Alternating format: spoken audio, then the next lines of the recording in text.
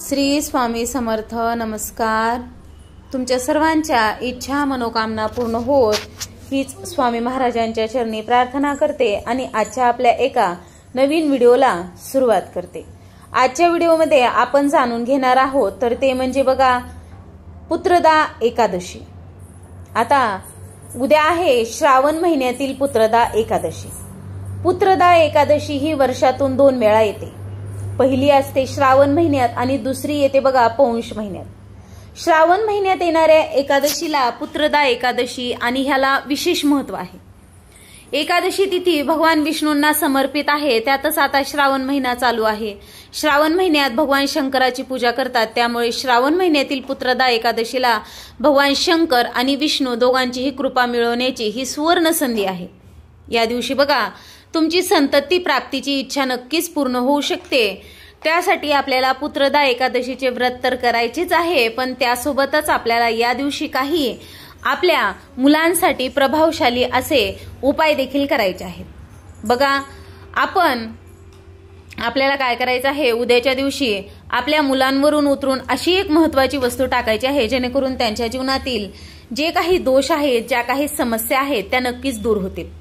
आता आपण बघूयात बघा पुत्रदा एकादशी। आपल्याला पुत्रदा एकादशीचं शुभ मुहूर्त आणि ते आपण जाणून घेऊयात। आता श्रावण महिन्यातील शुक्ल पक्षाची एकादशी तिथी 4 ऑगस्ट रोजी सकाळी 11:42 सुरू होत आहे। ही तिथी 5 ऑगस्ट रोजी दुपारी 1:13 असणार आहे। आता सूर्योदयाच्या वेळेनुसार एकादशी 5 ऑगस्टला आहे, त्यामुळे बघा याच दिवशी व्रत केले जाईल। या दिवशी ज्येष्ठ नक्षत्रासोबतच रवी योग पण आहे। तसेच सकाळी 4:20 ते 5:02 ब्रह्म मुहूर्त आणि दुपारी 12 ते 12:54 अभिजित मुहूर्त आहे। हे मुहूर्त खूप चांगले मानले जातात। हे मुहूर्त शुभ कार्य आणि पूजापाठ करण्यासाठी खूपच उत्तम आहेत। बघा आता उद्याच्या दिवशी पुत्रदा एकादशी आहे आणि आपल्याला आपल्या मुलांसाठी काही उपाय करायचे आहेत जेणेकरून त्यांच्या जीवनातील जे काही दोष आहेत, ज्या काही समस्या आहेत, मुलांचं बघा अभ्यासात लक्ष लागत नाहीत, कुठे नजरबाधा, नजर दोष, या सर्व गोष्टी दूर होण्यासाठीच आपल्याला हा जो उपाय आहे तो करायचा आहे। अतिशय महत्त्वाचा आणि प्रभावशाली असा हा उपाय आहे। बघा श्रावण महिन्यातील पवित्र महिना ही संधी आपल्याला चुकवायची नाही। आपल्या मुलांसाठी हा जो उपाय आहे तो आपल्याला करायचा आहे। मग आपल्याला समजा बघा मुलं अभ्यास करतायत पण त्यांचा अभ्यासात लक्ष लागत नाही, अभ्यास केलेला लक्षात राहत नाही।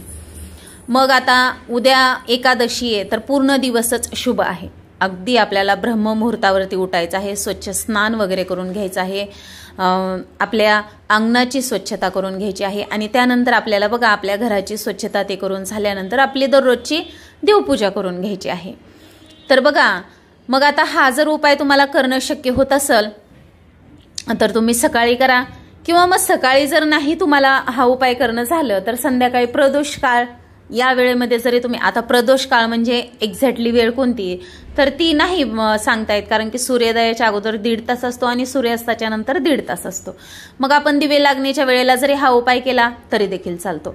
मात्र उपाय करायच्या अगोदर देवघरात 1 दिवा लावून घ्या, तुळशीपाशी 1 दिवा लावा आणि उंबरट्याच्या बाहेर देखील 1 दिवा लावा। अशा पद्धतीने बघा आपल्याला हा उपाय करायचा। आता उपाय करण्यासाठी आपल्याला लागणारं साहित्य तुम्ही वाटल्यास एका डिशमध्ये काढून घेतलं तरी देखील चालेल। यासाठी आपल्याला लागणार आहे बघा खडे मीठ, तसेच बघा आपल्याला 2 किंवा 4 अखंड फुलांच्या लवंगा देखील लागणार आहेत आणि 7 वाळलेल्या लाल मिरच्या। या सर्व गोष्टी घ्यायच्या आहेत आणि यासाठी आपल्याला लागणार आहे कापूर देखील। आता अगोदर हातामध्ये खडे मीठ, मिरची आणि अखंड फुलांच्या लवंगा घ्यायच्या आहेत। मग आपण दिवा तर लावलेला आहे देवघरासमोर तुळशीपाशी आपल्या उंबरट्याच्या बाहेर। मग आपल्या मुलांना बसण्यासाठी मुलगी असो किंवा मुलगा असो एक आसन द्यायचं, देवघरासमोर बसवायचं आहे आणि ह्या जी सर्व वस्तू आहेत त्या मुलाच्या म्हणजे थोडक्यात घड्याळीप्रमाणे 7 वेळा मुलांच्या डोक्यापासून तर पायापर्यंत आपल्याला उतरून घ्यायचे आहे। अगदी बघा हा जो उपाय करायचा आहे तो कोणालाही न सांगता करा, अगदी गुपचूपपणे करा। प्रत्येकच व्यक्ती बघा म्हणजे कोणाला आपल्याला नाही माहिती की त्याला आपल्याबद्दल काय वाटतंय, म्हणून हा उपाय कोणालाही न सांगता केला तर चांगलंच आहे. आणि उपाय करताना मनात किंतु आणि परंतु आणू नका. अगदी विश्वासाने असं ते आपण ओवाळताना असा आणा आपल्या मनामध्ये की माझ्या मुलाला झालेली जी काही नजरबाधा, इडापिडा, जे काही दोष आहेत ते नक्कीच दूर होणार आहेत आणि माझ्या मुलाच्या जीवनामध्ये नक्कीच सुख, समाधान आणि प्रत्येक कामामध्ये यश मिळणार आहे. अशा पद्धतीने आपल्याला हा उपाय करायचा आहे. बघा आता त्यानंतर असेल तुमच्याकडे पंती किंवा मग कापूर जाळायचं भांडं, तर मग काय करा, त्यामध्ये तो कापूर लावून घ्या. ती मीठ, मिरची आणि त्या फुलांच्या लवंगा त्या कापरावरती टाकून द्या. काही हरकत नाही. घरात जर तुम्हाला वाटत असलं जास्त ठसका होईल तर मग गॅलरीत ठेवून द्या किंवा मग आपल्या उंबरट्याच्या बाहेर दारामध्ये जरी तुम्ही ठेवलं तरी देखील चालेल. मग ते पूर्ण वस्तू पूर्ण जळाल्यानंतर त्यामध्ये थोडंसं पाणी टाका. तुळस सोडता कोणत्याही झाडाला टाकून द्या किंवा मग न पाणी टाकता तुम्ही ते वाहत्या पाण्यामध्ये प्रवाहित करून दिलं तरी देखील चालेल. अशा पद्धतीने बघा उद्याच्या दिवशी आपल्याला आपल्या मुलांसाठी हा जो उपाय आहे तो आवर्जून आणि वेळात वेळ काढून नक्की करायचा आहे. कारण की बघा ही पुत्रदा एकादशी ही संतान प्राप्तीसाठी असते. मग आपल्या मुलांच्या सुखासाठी आपण नक्कीच हे करू शकतो. तर अशा प्रकारे बघा आजच्या व्हिडिओमध्ये आपण ही माहिती जाणून घेतलेली आहे. तर तुम्हाला माझा हा व्हिडिओ आवडला असेल तर नक्कीच तुम्ही व्हिडिओला एक लाईक करा, शेअर करा आणि असेच नवनवीन अध्यात्माचे व्हिडिओ पाहण्यासाठी चॅनलला सबस्क्राईब अवश्य करा. आजची झालेली सेवा मी स्वामी महाराजांच्या चरणी अर्पण करते आणि माझा हा व्हिडिओ इथंच थांबवते. श्री स्वामी समर्थ. जय जय स्वामी समर्थ. धन्यवाद.